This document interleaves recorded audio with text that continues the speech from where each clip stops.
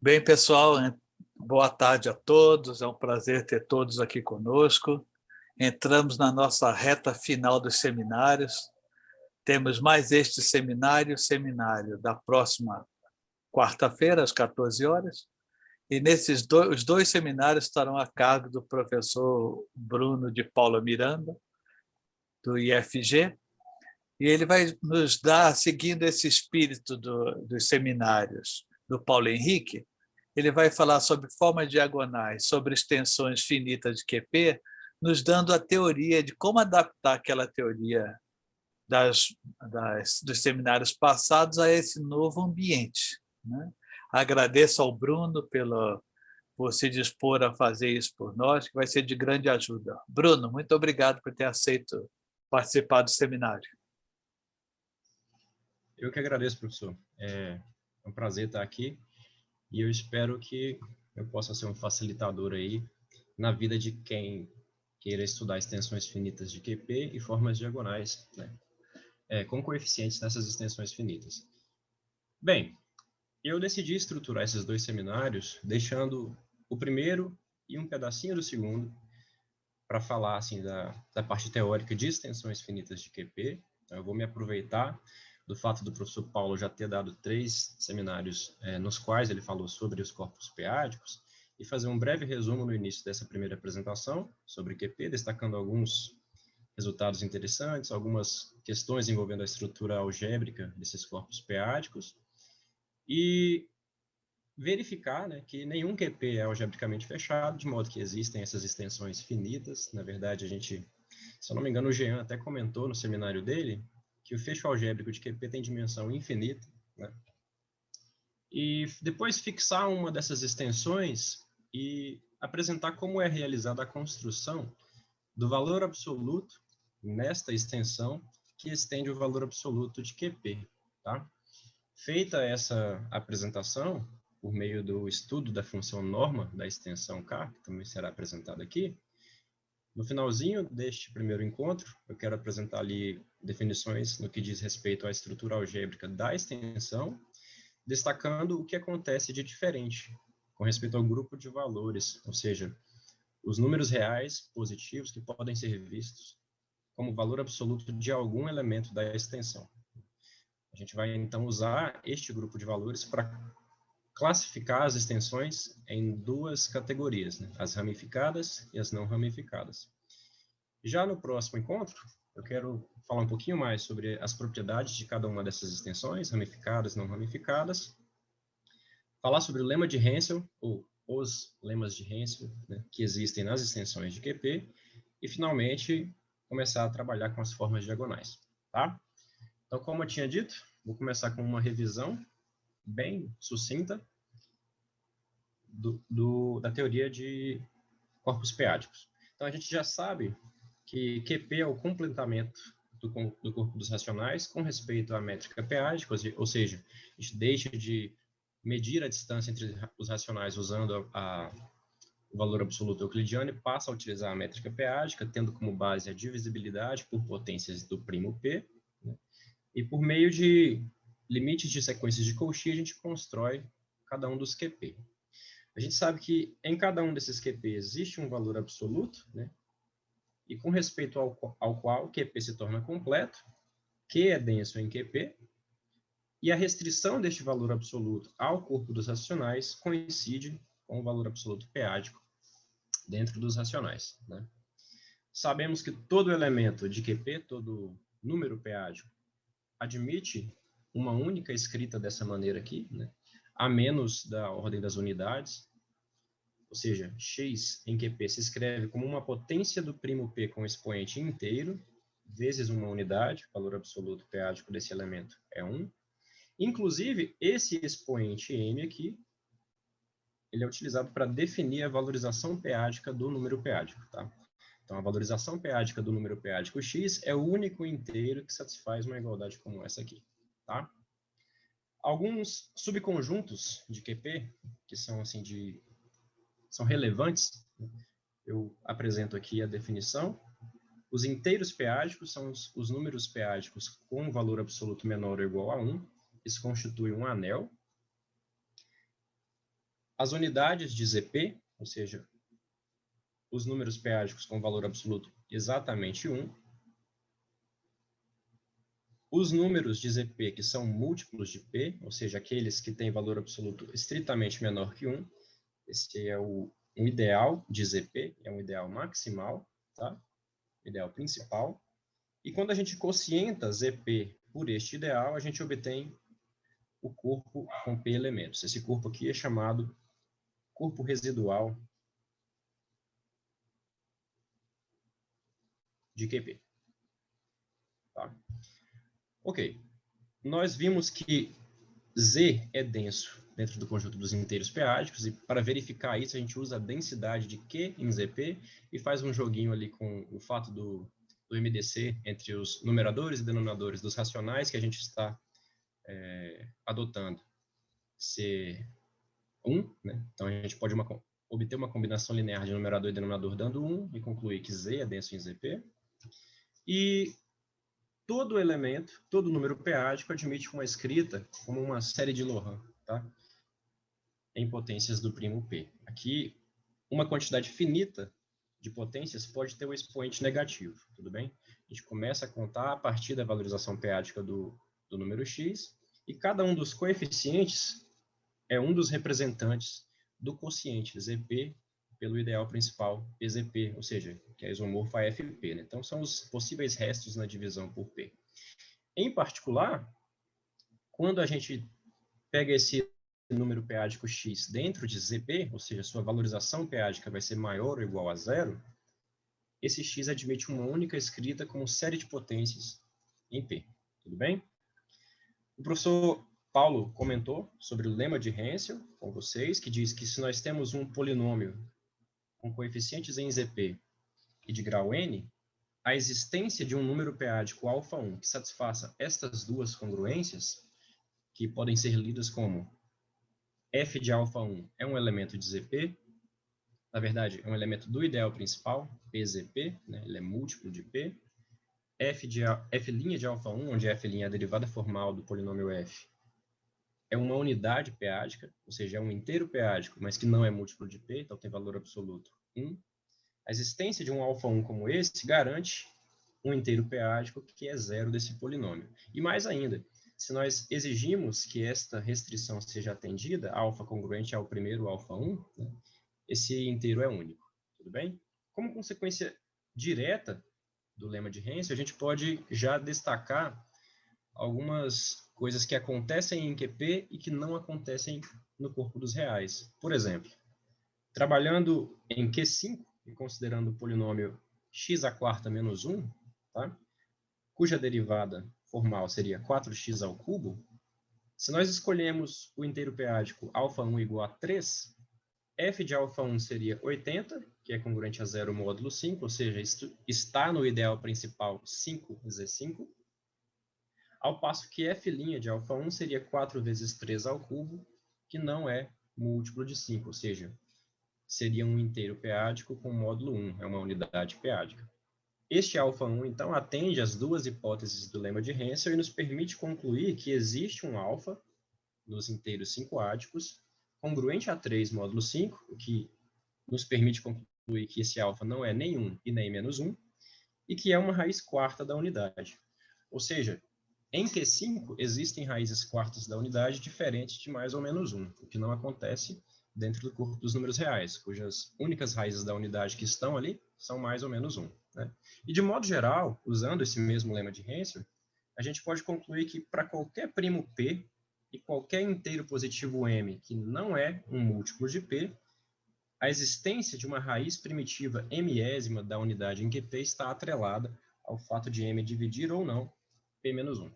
Sempre que M dividir P-1, existirá em QP uma raiz mésima primitiva da unidade, desde que o M não seja um múltiplo de P. Que é um caso, esse exemplo passado é um caso particular desses aí, né? 4 divide 5 menos 1, então existe uma raiz quarta primitiva da unidade em Q5. Eu não sei se o professor Paulo comentou, mas não existe apenas um lema de Hensel, né? Na verdade, de modo geral, resultados que nos permitem obter zeros de polinômios, meio que em corpos locais, quase sempre são conhecidos como lema de Hensel. E aqui eu quero apresentar um lema de Hensel, que é uma versão mais forte do último que eu acabei de apresentar.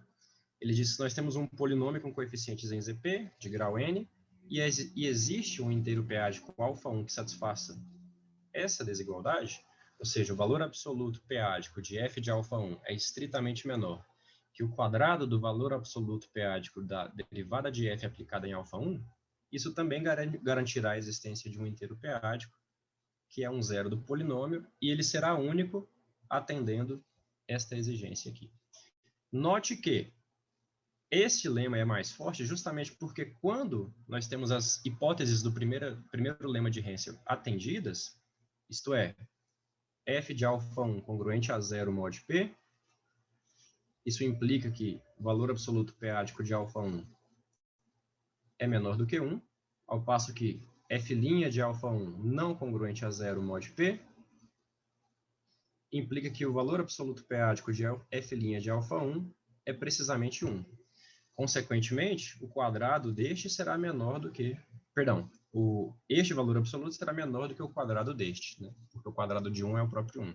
Sempre que aquelas hipóteses são atendidas, essa desigualdade também é satisfeita. Nem sempre que essa desigualdade é satisfeita, aquelas hipóteses são atendidas.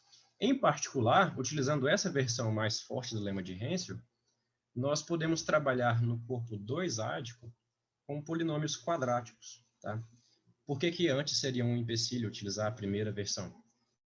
A derivada de um polinômio como esse, x² menos b, é 2x, automaticamente, já para qualquer x, né, será múltiplo de 2, o que não nos permite utilizar a segunda hipótese do lema de Hensel.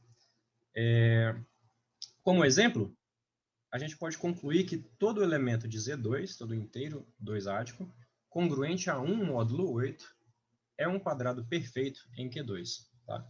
E como que a gente faz isso? Basta considerarmos esse polinômio aqui, x² menos b, aplicando alfa1 como sendo o número 1. Nós teríamos que f de alfa1 seria 1 menos b, que por hipótese é congruente a 0 módulo 2 ao cubo.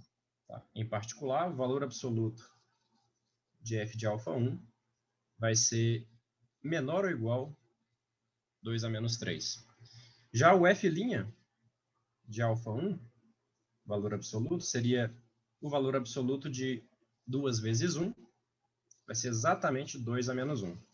Então, quando eu elevo isso aqui ao quadrado, ainda fica maior do que 2 a menos 3. Consequentemente, esse polinômio, né, admite uma raiz, ou seja, existe um número inteiro 2-ádico alfa que, quando elevado ao quadrado, é igual ao b. E o interessante é que a recíproca desse resultado também é verdadeira. Tá? Se eu tenho aqui uma unidade 2-ádica e ela é um quadrado, então necessariamente ela será congruente a 1 módulo 8. E para verificar isso é ainda mais fácil. A gente simplesmente admite que existe um inteiro A, cujo quadrado é igual a essa unidade, escreve esse inteiro aqui módulo 2 ao cubo, ou seja, eu peguei aquela série de potências em 2, né, e coloquei tudo que está à frente do 2 ao cubo, coloquei o 2 ao cubo em evidência, de modo que eu obtenho aqui um inteiro C, um inteiro 2-ádico, e na escrita aqui, os 3 primeiros termos da série ficam 1 mais 2A1 mais 2 ao quadrado A2, onde A1 e A2 são representantes de F2, ou 0 ou 1. Tá? Então, quando eu avalio o quadrado deste elemento, A ao quadrado, depois de agrupar aqui alguns termos, né, este com esse, e os dois que estão em vermelho, trabalhando no módulo 8, a gente fica apenas com 1. Tá?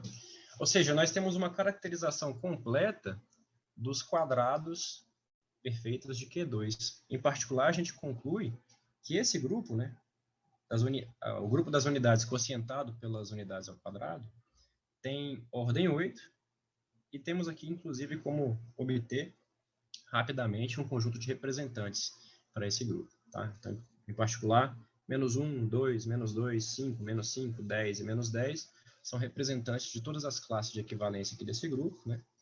E qualquer elemento que não é um quadrado em Q2 é equivalente a algum desses aqui. Tudo bem? De modo análogo, fazendo uma análise parecida, agora com o primo ímpar, A gente também consegue classificar esse grupo, ou seja, classificar os quadrados perfeitos de QP, quando P é ímpar. E nesse caso, a gente obtém que o grupo tem ordem 4, nos dois casos o expoente é 2, naturalmente, né? E também é possível encontrar um conjunto de representantes, no caso do P ímpar.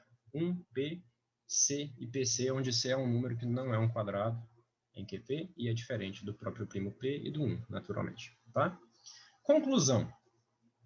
Nenhum QP é algebricamente fechado. Isso significa que existem extensões finitas de QP que são diferentes do próprio QP. Extensões finitas não triviais, né? Por quê? Ora, nem mesmo os polinômios de grau 2 possuem todas as suas raízes em QP. Tanto no caso do Q2 como no caso do QP, a gente encontra aí uma infinidade de polinômios de grau 2 sem raízes em QP, né? Isso significa que, de fato, existem essas extensões finitas de QP. E, na realidade, para cada número natural n, é possível encontrar um polinômio de grau n, mônico, irredutível, com coeficientes em QP, sem raízes em QP. O que significa que, para cada n, existem extensões finitas de QP com grau exatamente n. O que nos permite concluir, né, como um caso, uma peculiaridade dos corpos QP, que o fecho algébrico é uma extensão finita de QP, o que é bem distinto do que acontece no caso real, né? Para obtermos o fecho algébrico do corpo dos reais, a gente adjunta um elemento de grau 2, a raiz quadrada de menos 1. Já no caso de QP, o fecho algébrico é uma extensão infinita. Pois bem, a partir de agora, o nosso interesse é, de fato, estudar estas extensões finitas de QP, que serão denotadas por K maiúsculo. Exceto em alguns casos pontuais, K maiúsculo, a partir de agora, denotará a extensão finita de QP. Quando não for o caso, eu vou evidenciar. Tá? Então, nós vamos estudar essas extensões finitas de QP e eu faço algumas observações. Olha, se o grau da extensão é n, a gente usa esse símbolo aqui para representar, né, o grau da extensão, então o corpo K, a extensão K, pode ser vista como um QP espaço vetorial, tá? Ou seja, um espaço vetorial sobre QP, e a dimensão desse espaço vetorial vai ser precisamente n. Além disso, né, como o corpo QP tem característica zero, a gente, aliás, significando que ele contém o corpo dos racionais, né, existe um resultado lá de teoria de corpos que nos permite concluir que a extensão K pode ser obtida pela adjunção de um só elemento ao corpo base QP. Isto é, toda extensão finita de QP pode ser vista como o menor corpo que contém QP e o elemento alfa para algum alfa, tudo bem? Que será a raiz, né, de um polinômio mônico irredutível com coeficientes em QP e de grau n. Como exemplos que serão recorrentemente citados nessas duas apresentações, eu apresento aqui essas duas extensões quadráticas de Q2. Ao adjuntarmos a raiz de 2 ou a raiz de 5 a Q2, nós obtemos uma extensão não trivial, uma extensão de grau 2, uma extensão quadrática, no caso, duas extensões. Né? Por quê? Nós já vimos que nem o 2 e nem o 5 são quadrados perfeitos em Q2. E os polinômios mônicos irredutíveis com coeficientes em Q2, que têm esses elementos como raízes, têm grau 2. Então, a extensão tem grau 2 também, em cada um dos casos. Ok. Pausa de 2 segundos para beber água. A partir de agora, nos próximos, talvez, 5, 6 slides, o que eu quero trabalhar com vocês é, já sabemos que existem essas extensões finitas de QP, então nada mais natural do que nós procurarmos, dentro de cada uma delas, um valor absoluto, e mais do que encontrar um valor absoluto, nós temos interesse em encontrar um valor absoluto que estenda o valor absoluto p-ádico, ou seja, que quando restrito aos elementos de QP, coincida com o valor absoluto p-ádico. Então, uma maneira de fazer isso é enxergar o K como um QP espaço vetorial, né? E estudar os valores absolutos de K por meio das normas definidas em K enquanto um QP espaço vetorial. E nós queremos, então, encontrar uma norma que vai nos retornar um valor absoluto, né? É uma relação de 1 para 1, no caso dessas extensões de QP, que quando restrita aos elementos de QP, conhecida com o valor absoluto peágico. Tudo bem? Observação, no caso de existir um valor absoluto como esse, ou uma norma como essa, né, nós teremos necessariamente o valor absoluto sendo não arquimediano, ou seja, mais do que a desigualdade triangular, ele satisfaz o fato de que o valor absoluto avaliado numa soma, x mais y, vai ser menor ou igual ao maior dos valores absolutos de x ou valor absoluto de y. Tudo bem? E por que ele será não arquimediano? Porque o que determina se um valor absoluto é ou não é não arquimediano é como ele atua em z. Né? Um valor absoluto é não arquimediano somente se, ao avaliar em um elemento inteiro, para qualquer inteiro, ele será sempre menor ou igual a 1. Como isso já acontece com o QP e a restrição do valor absoluto em K, nós queremos que seja o valor absoluto peágico, no caso de ele existir, ele será também não arquimediano. Como eu acabei de comentar, nós vamos usar o fato de que K é um QP espaço vetorial e por meio de resultados sobre espaços vetoriais de dimensão finita sobre corpos valorizados completos, que é o caso de K extensão de QP, QP é um corpo valorizado completo, e K é um espaço vetorial de dimensão finita sobre QP, nós vamos utilizar resultados sobre esses espaços vetoriais, resultados que dizem respeito a normas nesses espaços vetoriais, para obter conclusões sobre este valor absoluto que nós desejamos obter, tá? E aqui eu apresento dois teoremas que são usualmente apresentados em cursos como espaços métricos ou álgebra linear 2, que dizem respeito a esse tipo de espaço vetorial, tá? O primeiro deles diz que se eu tenho um espaço vetorial de dimensão finita sobre um corpo valorizado completo, isto é, um corpo que possui um valor absoluto e com respeito ao qual ele é completo, para qualquer base deste espaço vetorial que a gente fixar, que é uma base qualquer com n elementos, eu posso obter uma norma nesse espaço vetorial por meio da seguinte função. Esta função vai tomar vetores e associar a cada um deles um real positivo da seguinte maneira. O vetor V, que é escrito como combinação dos elementos da base, dessa maneira aqui, A1V1 até ANVN, os AI são elementos do corpo K, será levado no número real, que é o maior dos valores absolutos dos coeficientes AIs. Tudo bem? Então, a gente utiliza o valor absoluto do corpo K, utiliza o fato desse corpo ser completo e conclui que essa função nos retorna uma norma. Ela é conhecida como norma do sup com respeito a esta base aqui. Então, repare que para qualquer base a gente obtém uma norma, que é uma norma do sup.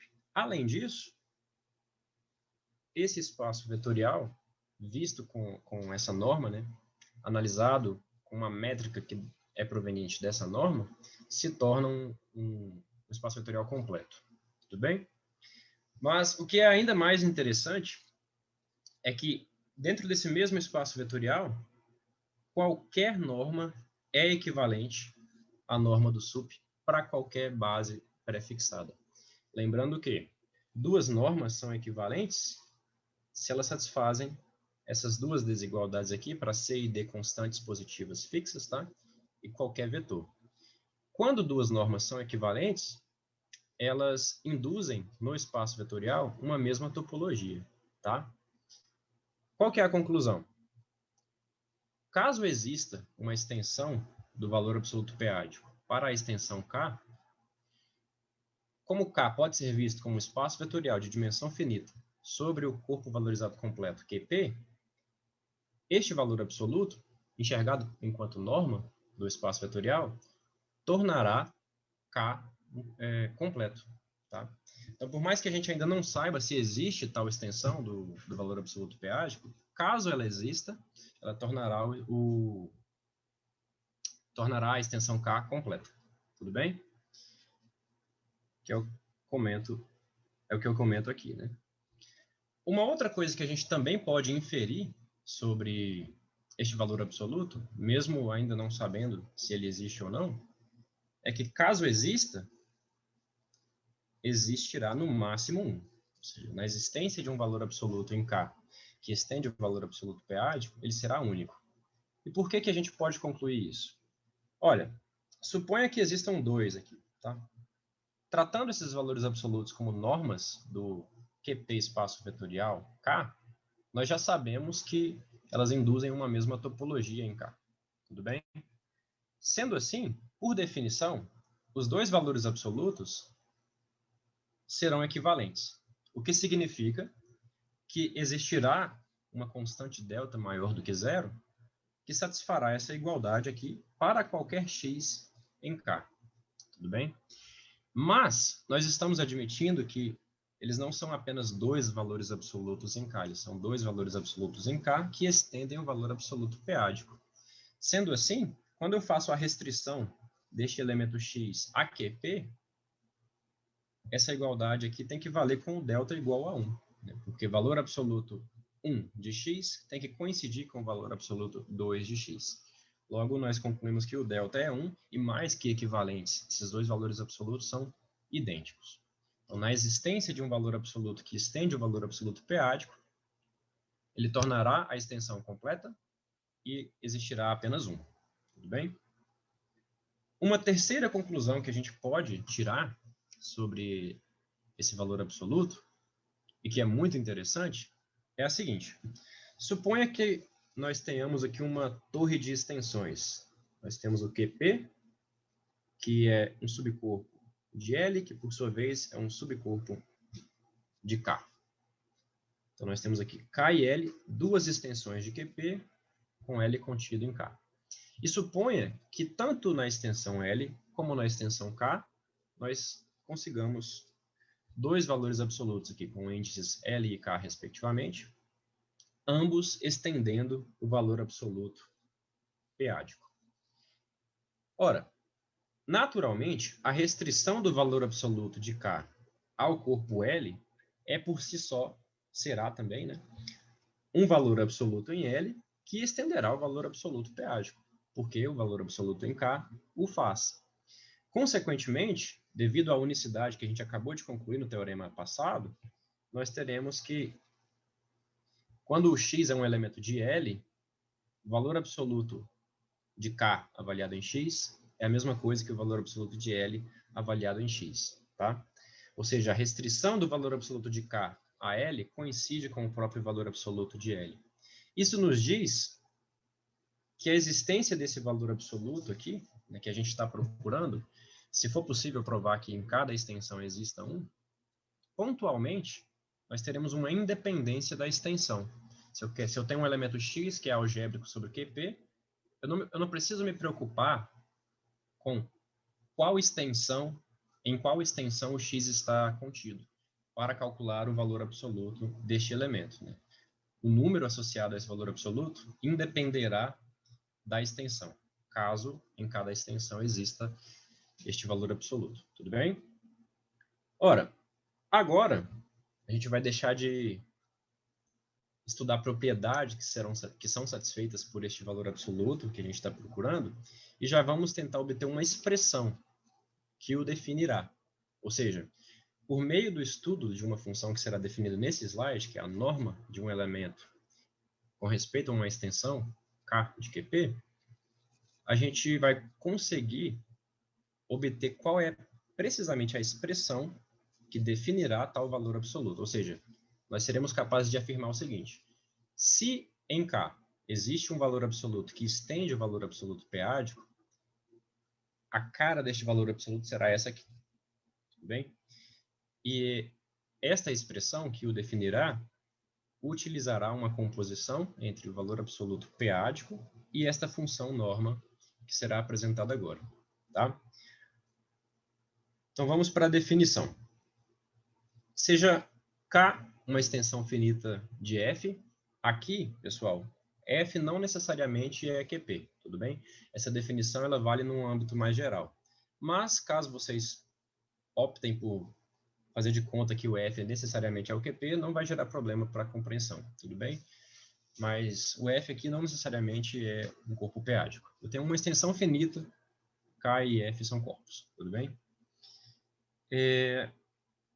Essa extensão é de grau n, e eu vou escolher aqui um polinômio de grau n, que é mônico, irredutível, tem coeficientes em f, né? E para o qual alfa é raiz. Ou seja, é o polinômio que é zerado pelo elemento alfa, que está sendo adjuntado a f na obtenção do corpo K. As três definições seguintes da norma deste elemento alfa, com respeito à extensão KF, o que é denotado por norma de alfa com respeito a KF, essas três definições que eu vou apresentar são equivalentes. A primeira maneira de se definir a norma do alfa com respeito à extensão KF é: consideramos o K como um F espaço vetorial, tomo a matriz A sendo a matriz da transformação linear multiplicação por alfa, a transformação que leva x em alfa vezes x, e defino a norma do elemento alfa com respeito a essa extensão como sendo o determinante dessa matriz. Tá? Segunda maneira de definirmos a norma de alfa com respeito a essa extensão.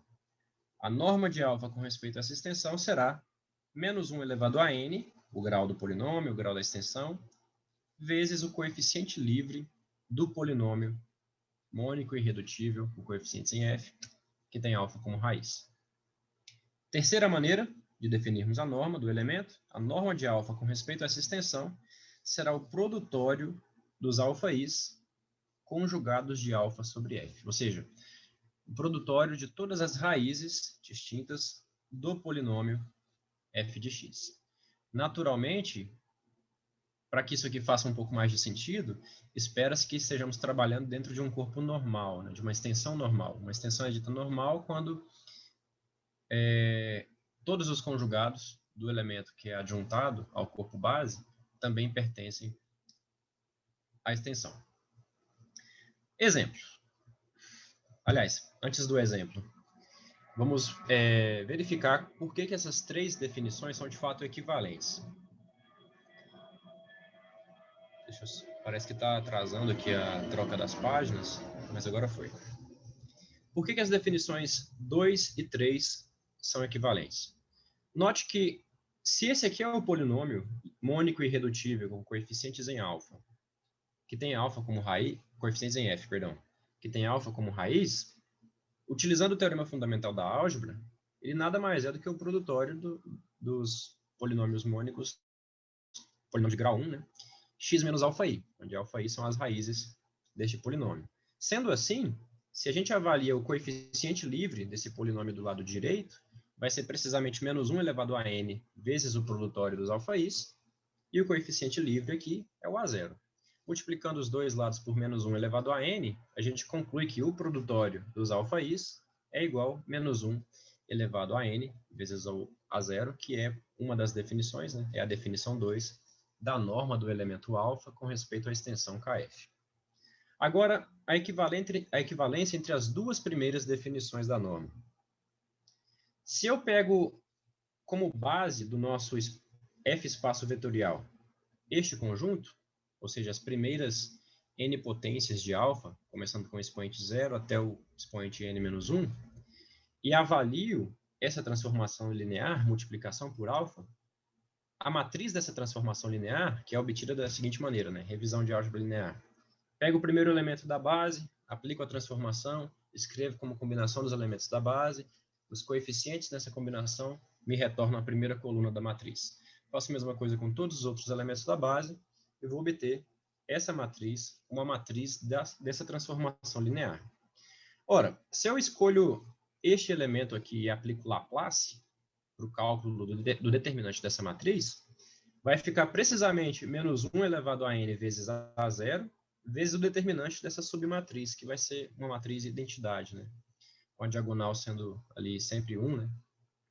É a matriz identidade, o determinante é 1. Então, de fato, o determinante da matriz, né, da multiplicação por alfa vai ser menos 1 elevado a n vezes A0. De modo que essas três definições que eu apresentei aqui na página passada, para a norma do elemento alfa com respeito à extensão KF, elas coincidem. Tudo bem? Agora sim, exemplo. Se eu pego aqui essa extensão quadrática, que eu já apresentei anteriormente, que é 2 raiz de 5, e tenho interesse em calcular a norma do raiz de 5 com respeito a essa extensão, eu posso fazer de três maneiras, né? O resultado tem que ser sempre o mesmo.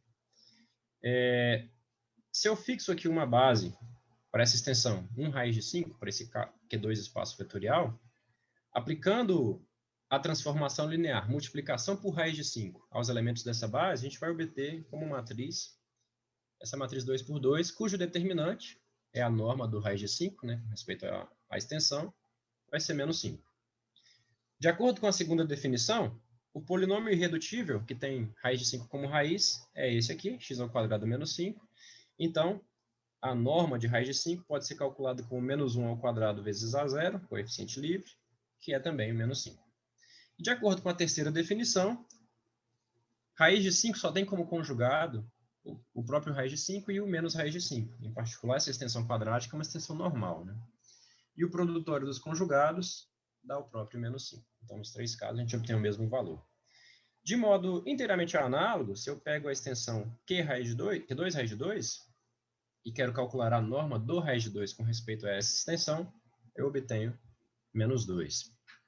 Agora, cabe uma observação. Deve surgir naturalmente, quando a gente estuda essa definição da função norma, a seguinte pergunta. Suponha que nós estejamos trabalhando ali com o QP e uma extensão que é obtida pela adjunção de um elemento alfa a QP.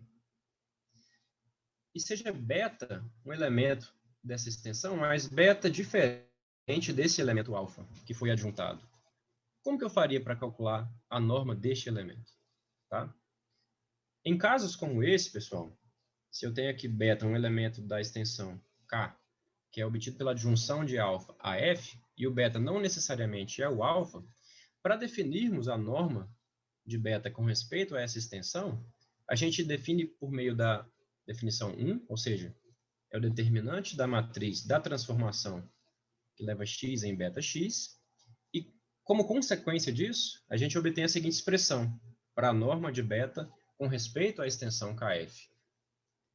É a norma de beta com respeito à extensão f beta f, ou seja, este valor numérico é calculado com uma daquelas três definições que nós já apresentamos, mas é esse número elevado ao grau da extensão kf beta. Tá? Então, eu pego uma torre aqui, o f adjuntado beta, e aqui o k. Então, eu pego o grau dessa extensão, vai ser o expoente desse valor numérico aqui. E por que isso de fato acontece? Por que nós temos essa igualdade? Bem, se eu pego uma base de f beta como um f espaço vetorial, ou seja, uma base disso aqui, e uma base de k sobre f beta, ou seja, uma base disso aqui, eu consigo uma base de k sobre f, uma base desta extensão, né? Por meio de, pego um elemento da primeira base, um elemento da segunda base, multiplica, faço isso com todos os elementos de cada base e obtenho uma base para a extensão K, enquanto f espaço vetorial. Ao fazermos isso e avaliarmos a matriz dessa transformação linear, multiplicação por beta, a matriz que a gente obtém, ela tem um formato em blocos, com precisamente o grau da extensão de KFB, número de blocos, e o determinante de cada um desses blocos vai ser justamente o determinante da matriz multiplicação por beta dentro da extensão f beta f, ou seja, a norma de beta com respeito à extensão f beta f. E, consequentemente, a gente obtém essa expressão aqui para a norma do elemento. Tá? Ou seja, a partir de agora, eu não preciso me preocupar se o elemento cuja norma eu estou calculando é ou não é o elemento adjuntado ao corpo base, tudo bem? Para obter o seu valor. Ou eu uso essa expressão aqui, ou eu faço o cálculo direto por meio do determinante da matriz, multiplicação por beta. Como consequência imediata dessa nova maneira de definir a norma, a gente tem que, se um elemento beta está no corpo base, a norma deste elemento com respeito à extensão KF vai ser a norma do elemento com respeito à extensão FF elevado ao grau, ou seja, elevado a n. Mas esse elemento, a norma de beta com respeito à extensão FF, utilizando a segunda definição, ou seja, procuramos o polinômio mônico irredutível que tem beta como raiz, ou seja, x menos beta, o coeficiente desse polinômio, o coeficiente livre, elevado a menos 1, será menos 1 vezes menos beta. E nós obtemos, então, que a norma de qualquer elemento do corpo base é o próprio elemento elevado ao grau da extensão. Tudo bem? Uma outra propriedade que é obtida de maneira inteiramente análoga ao que a gente acabou de fazer, diz o seguinte, novamente, se nós temos aqui uma torre de extensões, F, L, K, e eu pego um elemento alfa, qualquer, de K, uma maneira de calcular a norma de alfa com respeito à extensão KF, ou seja, dentro deste contexto aqui, de K para F, é primeiro calculando a norma de alfa com respeito à extensão KL e compondo com a norma de alfa com respeito à extensão LF. A justificativa do porquê dessa igualdade ser, de fato, sempre verdadeira é inteiramente análoga ao que a gente acabou de fazer com a matriz em blocos da multiplicação por beta dentro da extensão maior. Tudo bem? Ora, tudo que eu tinha para falar sobre a norma já foi apresentado, e uma observação que a gente faz, e que é imediata, é que a partir do momento que a gente sabe calcular a norma de um elemento qualquer da extensão, com respeito a essa própria extensão, a gente obtém uma função da extensão para o corpo base, né? Porque a norma sempre é um elemento do corpo base, né? Pensa, menos 1 elevado a n vezes o coeficiente livre do polinômio irredutível. O polinômio irredutível tem coeficientes no corpo base. Então, a norma vai levar elementos da extensão ao corpo base, e, além disso, ela é uma função multiplicativa, ela satisfaz essa igualdade. Por quê?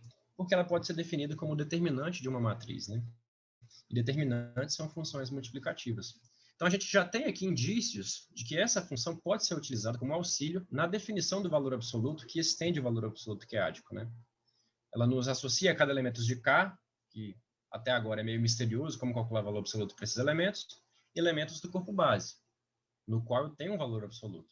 E, além disso, ela faz essa associação de modo multiplicativo, o que todo valor absoluto também deve satisfazer, a multiplicidade, né?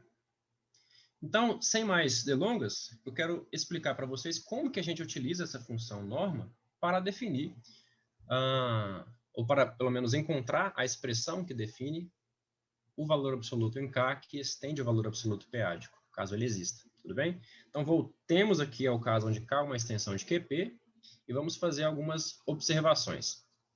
Suponha que esse valor absoluto exista, tá? Que estende o valor absoluto p-ádico. Admita que essa extensão seja normal, ou seja, todos os conjugados de um elemento alfa também estão dentro da extensão. Seja alfa um elemento de grau n, ou seja, o seu polinômio irredutível, mônico, coeficientes em QP, tem grau n, e seja sigma um automorfismo da extensão, ou seja, é um automorfismo de K que preserva os elementos de QP, ou seja, que quando restrito a QP é a identidade. Para cada automorfismo, a seguinte função, que associa um elemento x da extensão ao valor absoluto késimo aqui da extensão do sigma de x, será também um valor absoluto, e será também um valor absoluto que estende o valor absoluto de QP. Tá? Por quê? Sendo um automorfismo da extensão, sigma restrito a QP é a identidade. Tudo bem? Sendo assim, nós teremos da unicidade, né, deste valor absoluto que estende o valor absoluto p-ádico, que para todo sigma, isso aqui será válido, essa igualdade, né? Ou seja, cada sigma vai nos fornecer o mesmo valor absoluto, e esses sigmas são, em número, n, né? Teoria de Galois, né? Extensão normal, o grupo de Galois tem n elementos, onde n é precisamente o grau da extensão. Os elementos do grupo de Galois são os automorfismos da extensão. Consequentemente, conforme o sigma percorre a lista, conforme a gente percorre a lista dos conjugados, conforme a gente percorre a lista de automorfismos, sigma de alfa percorre a lista dos conjugados. De modo que se eu faço o produtório de todos os sigmas de alfa, onde sigma está na lista dos automorfismos da extensão, eu vou obter precisamente o produtório dos conjugados, o que é nada mais, nada menos do que a norma do elemento alfa com respeito à extensão KQP. Tudo bem? O que isso nos permite concluir? Quando eu avalio o valor absoluto de alfa, valor absoluto de K em alfa, elevado a n, isso vai ser igual ao produtório dos valores absolutos de sigma de alfa, com esse produtório percorrendo todos os automorfismos. Como nós temos n, e cada um deles, para cada um deles, né, nós temos a igualdade com o valor absoluto de alfa, essa igualdade aqui acontece. Passando o valor absoluto para fora do produtório, a gente conclui que isso será o valor absoluto do produtório do sigma de alfa, que, como a gente acabou de concluir, coincide com a norma de alfa com respeito à extensão KQP. Mas a norma de alfa com respeito à extensão KQP é um elemento do corpo base, é um elemento de QP. Então, o valor absoluto se torna um valor absoluto p-ádico. Tirando a raiz n-ésima, a gente conclui que o valor absoluto da extensão K, aplicada em alfa, caso ele exista, necessariamente terá que admitir essa expressão. Ele será a raiz n-ésima do valor absoluto p-ádico da norma do elemento alfa com respeito à extensão KQP. Tudo bem? Uma outra coisa que a gente pode deduzir quase que imediatamente é o seguinte: se eu tenho L e K extensões de QP, conforme essa torre de extensões, e M é o grau da extensão LQP, N é o grau da extensão KQP, numericamente, nós teremos a igualdade, ou seja, não importa em qual extensão eu estou trabalhando. A raiz n-ésima do valor absoluto p-ádico da norma do elemento com respeito a essa extensão, onde n é o grau da extensão, admitirá sempre o mesmo valor. E para provar isso aqui, a gente usa aquela composição de normas que eu apresentei alguns slides atrás, tá? De modo que a norma do elemento x com respeito à extensão KQP pode ser vista como a norma da norma de x com respeito a KQL, com respeito a LQP, que por sua vez, lembrando que esse elemento aqui está em L, será igual à norma de x elevado a n sobre m, o grau da extensão KL, com respeito à extensão LQP, o que por sua vez se escreve como norma de x com respeito a LQP elevado a n sobre m, porque a norma é multiplicativa. Então, tirando a raiz n-ésima dos dois lados, a gente obtém isso aqui. Ou seja, além de essa expressão nos dar como será definido o valor absoluto de K, que estende o valor absoluto p-ádico, ela condiz com o que a gente espera desse valor absoluto p-ádico, no sentido de que ela independe da extensão. Em particular, por mais que eu tenha admitido que a extensão seja normal, eu não preciso fazer isso, né? Por conta dessa igualdade aqui, numericamente, eu posso pegar um elemento que não necessariamente esteja numa extensão normal e calcular o valor da norma, o valor dessa raiz n-ésima aqui da norma, vai ser sempre a mesma coisa, tá? Então, a gente conclui que esse valor aqui independe do corpo K, é o que eu acabei de falar, e esse valor deve coincidir com o valor absoluto de x do corpo K, caso esse valor absoluto exista, tá? Mesmo nos casos onde a extensão não é normal. E assim, está tudo convergindo para que isso aqui aconteça. Eu não vou apresentar a demonstração, mas a demonstração já está praticamente completa. Só restaria nós provarmos que essa expressão aqui cumpre a desigualdade triangular, mas nós temos então que, se nós estamos numa extensão finita de QP, essa função de fato define uma norma em QP que estende o valor absoluto p-ádico. Tá? E por que, quando restrita a elementos de QP, isso aqui coincide com o valor absoluto p-ádico? Se x pertence a QP, nós temos o valor absoluto de x como sendo a raiz n-ésima da norma desse elemento. Mas sendo x um elemento do corpo base, a norma dele será precisamente x elevado a n. Tá? Então, tiro aqui as raízes e vou concluir que isso vai ser precisamente o valor absoluto p-ádico de x. Tudo bem? Desfecho da história aqui. Para cada n natural, existem extensões de QP com grau n, né? Em particular, o fecho algébrico de QP é uma extensão infinita. em cada extensão KQP de grau N, existe um único valor absoluto que estende o valor absoluto p-ádico, e ele é dado por essa expressão, e ele é chamado valor absoluto p-ádico da extensão. K é um corpo completo com respeito a esse valor absoluto, e se L e K são extensões finitas de QP, de modo que essa torre de extensões aqui seja satisfeita, nós temos uma independência do contexto para o cálculo do valor absoluto do elemento em questão. Tá? Pessoal, eu tinha planejado falar sobre uns 3 slides a mais, mas eu percebi aqui que eu estou já quase estourando o meu tempo. Então, eu vou deixar para o próximo seminário esse finalzinho aqui e agregar, né, também a parte de formas diagonais. Você começou às 14h05, né? Se você quiser ir, dá tempo. Se você quiser fazer no próximo, também não tem problema. Pois é, professor, mas é porque já são 2h55. Não, porque geralmente... Tudo bem, se você quiser parar, a gente para. Não tem problema, não. Não, se Eu acho parou num melhor, lugar bom, tá bom. Porque aqui tá parou num bonito, lugar né? bom. Ah, pois é. Eu queria fazer uma observação aqui, né? Porque eu tive que estudar isso na minha tese e eu tive muita dificuldade em entender essa construção desse valor absoluto, né? E como eu tinha dito no início do seminário, o meu intuito é meio que ser um facilitador no sentido de eu apresentei a ordem, né, o conteúdo em uma ordem que eu considero mais simples de ser compreendida.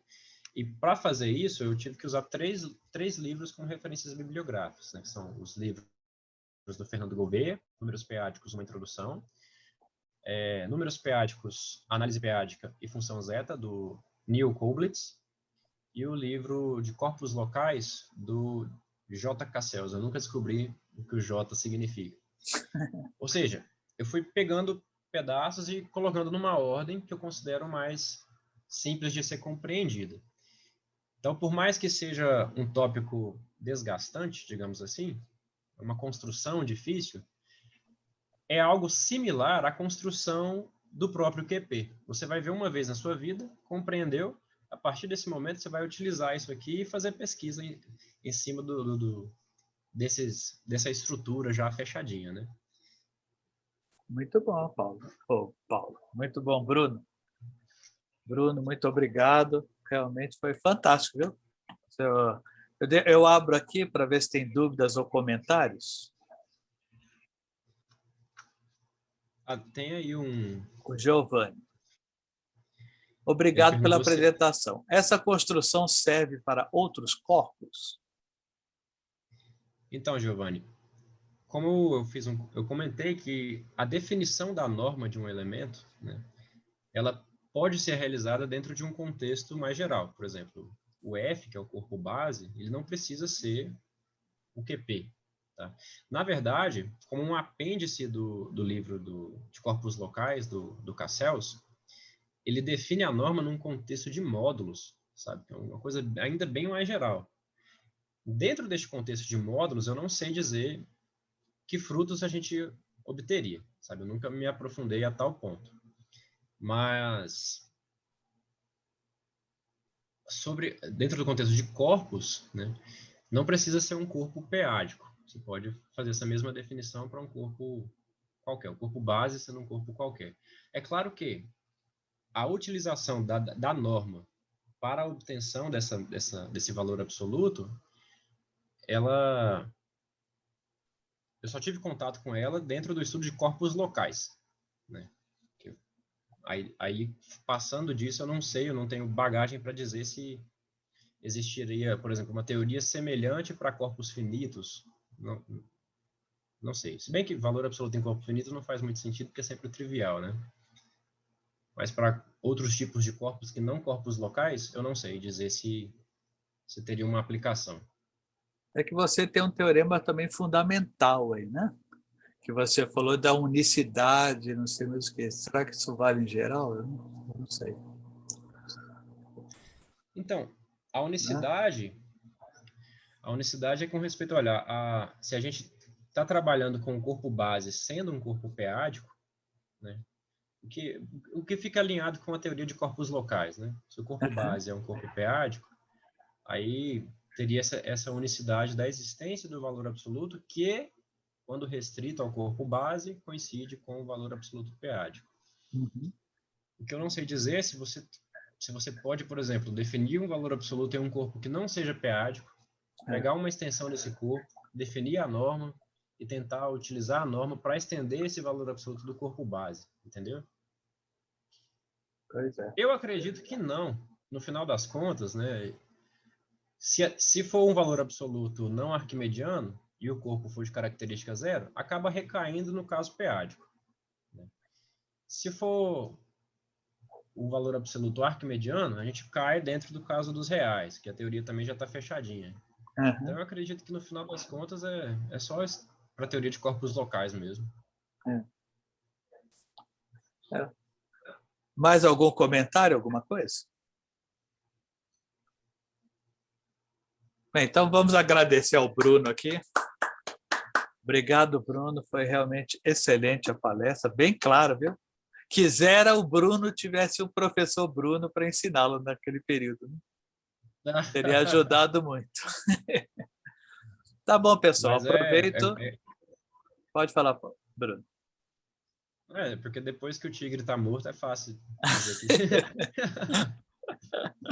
Todo teorema é fácil, né? Depois que foi provado. Depois que foi provado.